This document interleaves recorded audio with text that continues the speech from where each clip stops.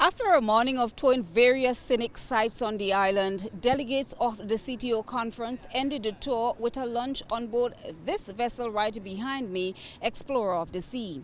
Delegates had the opportunity of exploring the underwater sculpture park and Grenada's artificial reef, the Grenada nature tours with noted botanist Dr. Gideon Marcel, Rasta Roots expedition, and Monk Panas's plantation and cocoa pod botanicals.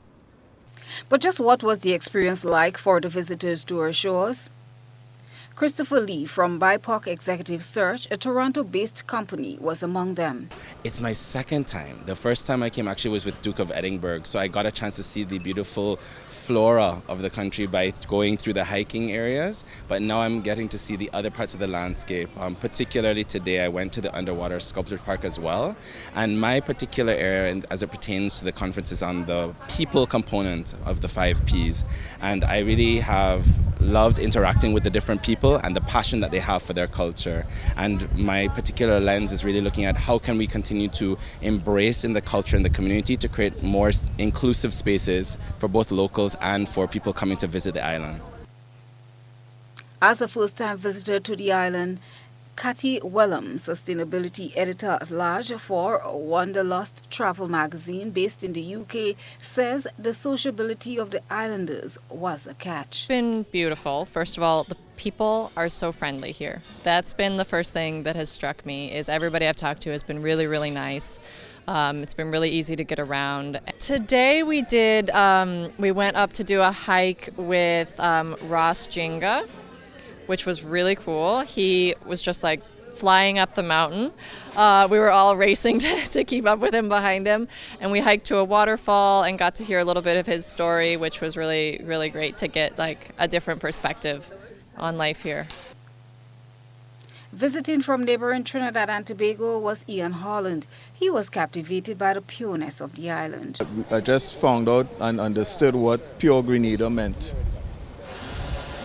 I thought it was just a up in the air phrase, but you could actually, from what I saw, you could actually tell that there are places that are untouched, and they should try and keep it that way. My colleague Colin Campbell, Rosanna, and other local media representatives were also part of the touring delegation. So today I was fortunate to go on a tour of the underwater sculpture park at Molyneux. Me and a couple of my colleagues from the media, from other stakeholders. It was great, had fun, and seeing the new installments, the new structures, the Veco, the short knee, and the jab. It was wonderful. So yeah, worthwhile experience. Today I got to go on a study tour in Mama Cans with Ras Ginger. And I got to go to Bailey's Waterfall, which I had never done before. So that was a really lovely experience to see parts of Grenada I hadn't experienced, although I live here.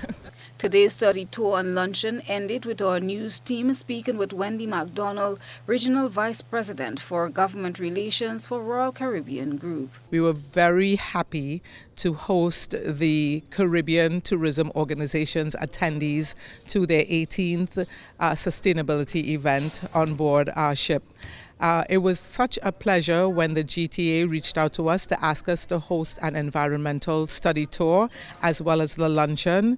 We felt it is our responsibility to support our sustainable planet, and at Royal Caribbean we deliver vacations responsibly, which means that we have to pay attention to our communities, our environment and the oceans. From outside the St. George's Cruise Ship Terminal, I am Chrislina John for GBN News.